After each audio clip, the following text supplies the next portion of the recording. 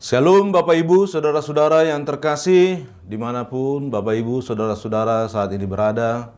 Saya berharap kita semua saat ini dalam keadaan sehat, dalam keadaan penuh sukacita, dalam keadaan penuh damai sejahtera, dalam perlindungan dari Tuhan kita Yesus Kristus.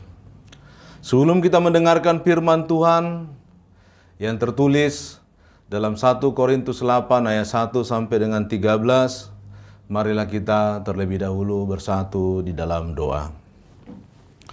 Bapa di sorga, pada saat ini kami mau mendengarkan firman-Mu.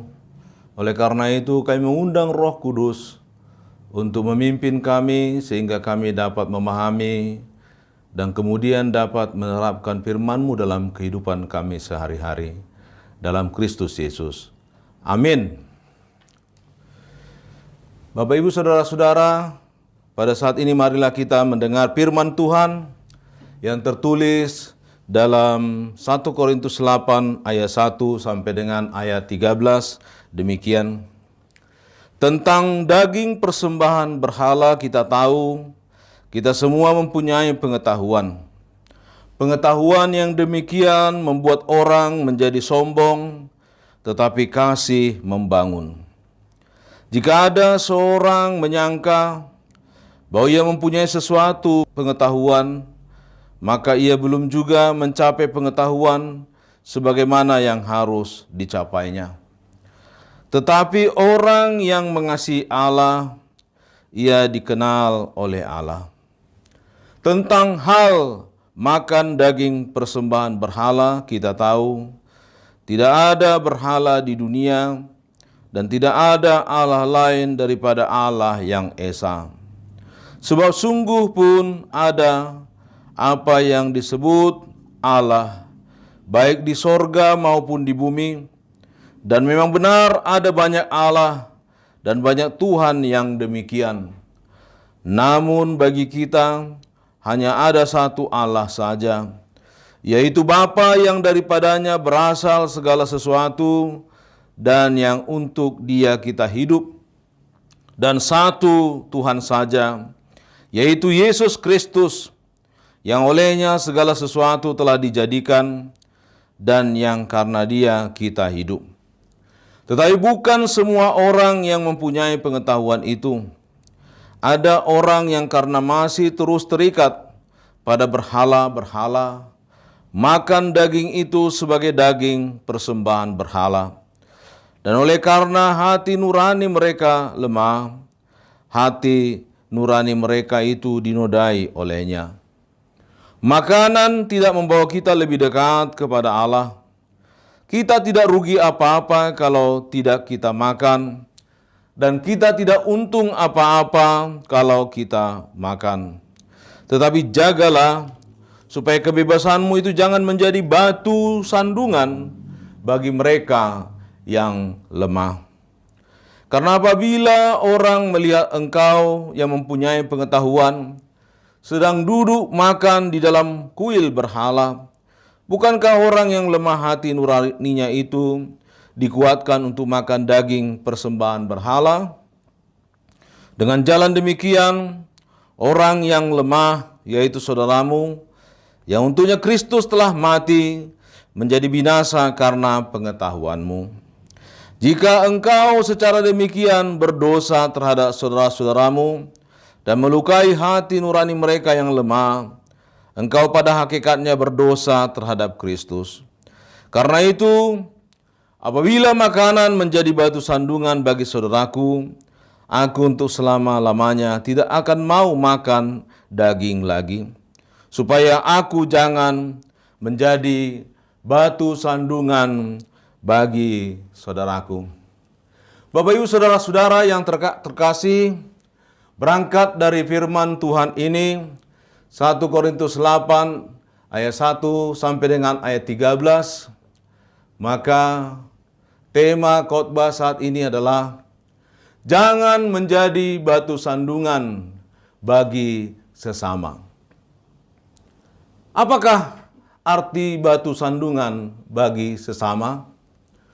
Untuk memahami akan hal tersebut, marilah kita membaca Imamat 19 ayat 14. Di sana tegas dikatakan tentang perintah dari Tuhan.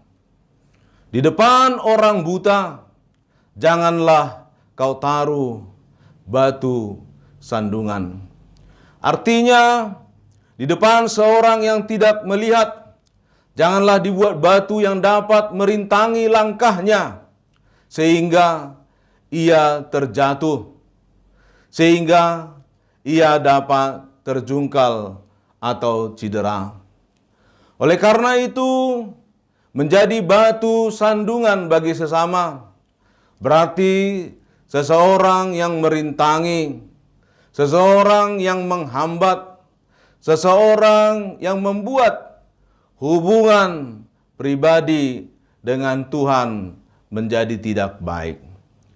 Seseorang dibuat imannya menjadi lemah oleh karena perkataan dan perbuatannya. Itulah pemahaman kita tentang menjadi batu sandungan bagi sesama.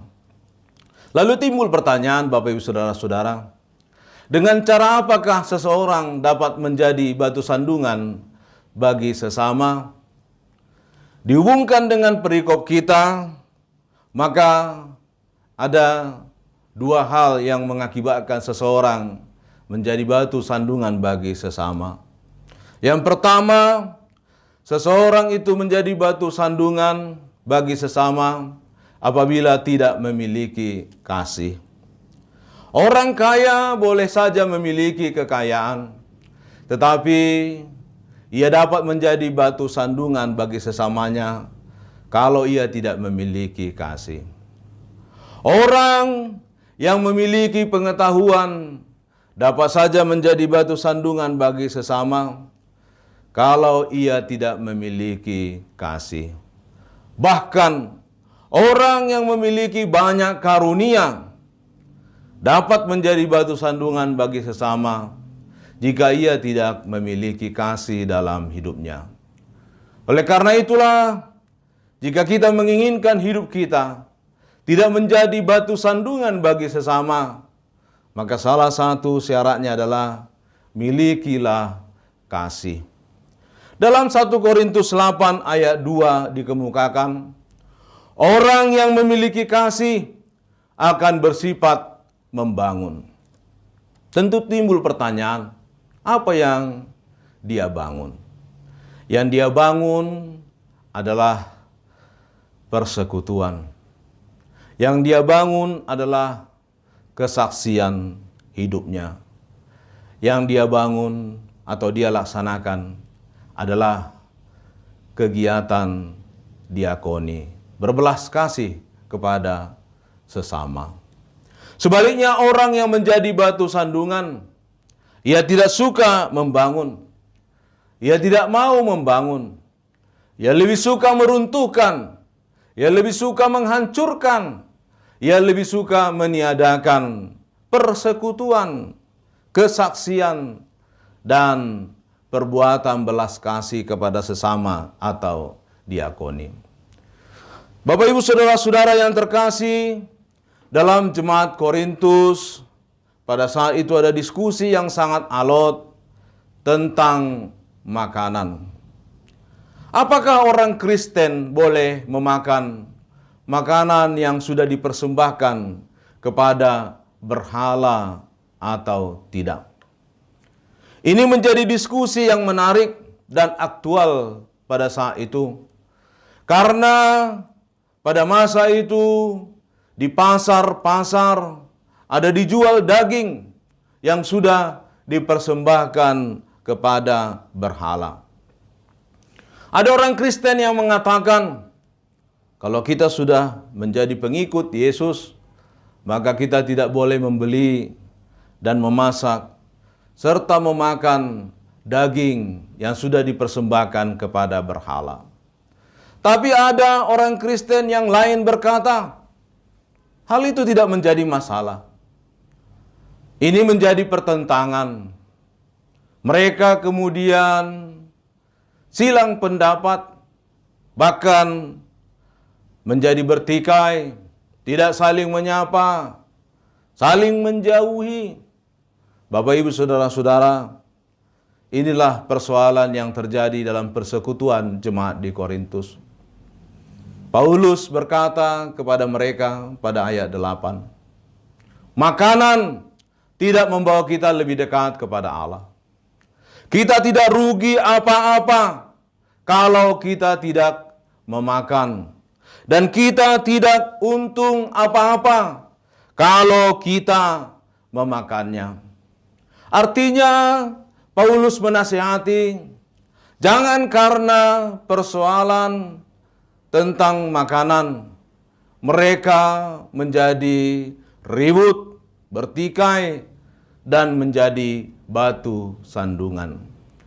Bahkan Paulus mengatakan pada ayat 13, apabila karena makan daging ada saudaraku yang tersandung, lebih baik aku tidak memakan daging untuk selama-lamanya.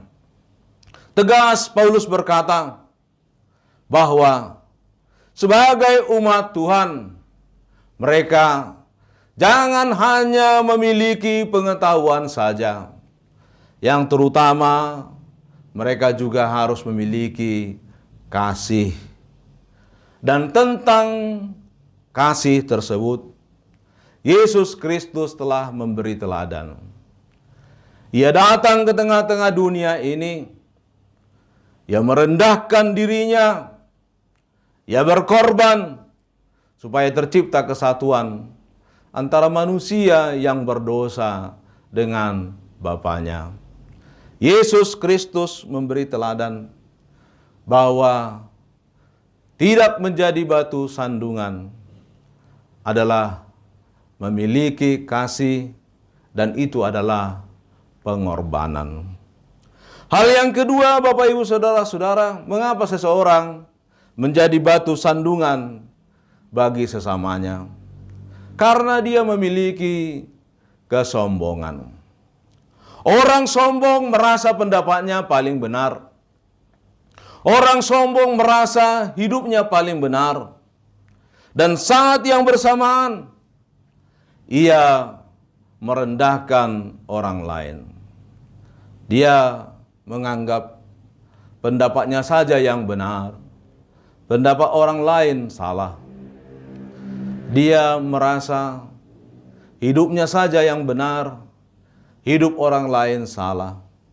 Orang lain masuk neraka, hanya dirinya saja yang masuk surga. Dalam konteks jemaat Korintus, ada orang yang merasa memiliki pengetahuan, lalu merasa berhak mengatakan seseorang telah berdosa karena telah memakan makanan yang telah dipersembahkan kepada berhala. Di lain pihak ada orang yang merasa memiliki pengetahuan dan berkata bahwa ketika ia memakan makanan yang dipersembahkan kepada berhala, tidak masalah, tidak berdosa. Mereka merasa memiliki pengetahuan dan merasa berhak menghakimi orang lain. Tanpa disadari, mereka telah jatuh ke dalam kesombongan rohani. Dan ini yang mengakibatkan mereka menjadi batu sandungan kepada sesamanya. Paulus berkata, sebagai orang yang telah dimerdekakan Kristus, kita adalah orang yang telah merdeka, bebas, terbebas dari kuasa iblis, terbebas dari kuasa maut, dibebaskan dari dosa. Namun pada ayat 9 dikatakan, tetapi jagalah supaya kebebasanmu itu jangan menjadi batu sandungan bagi mereka yang lemah. Lalu pada ayat 10 dan ayat 11 dikatakan, karena apabila orang melihat engkau yang mempunyai pengetahuan sedang duduk makan di dalam kuil berhala, bukankah orang yang lemah hati nuraninya itu dikuatkan untuk makan daging persembahan berhala. Dengan jalan demikian, orang yang lemah hati itu menjadi binasa karena pengetahuanmu. Dengan kata lain, Paulus menegaskan, umat Tuhan kiranya tidak hidup dalam kesombongan, merasa dirinya memiliki pengetahuan di atas orang lain. Akibatnya, ia menjadi batu sandungan bagi sesama. Baiklah kehidupan umat Tuhan dapat menjadi berkat buat orang lain. Di akhir renungan ini saya mengutip 1 Timotius 4 ayat 16 dikatakan, awasilah dirimu sendiri dan awasilah ajaranmu.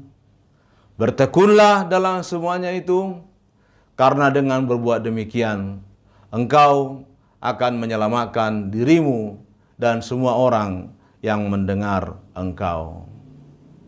Selamat menjadi orang-orang yang menjadi berkat buat sesama, tidak menjadi batu sandungan. Amin. Kita bersatu di dalam doa. Terima kasih Bapa di sorga untuk firman-Mu yang kami boleh dengarkan pada saat ini. Mampukan kami untuk menjadi berkat, tidak menjadi batu sandungan bagi sesama. Terpujilah Engkau dalam Kristus Yesus. Amin.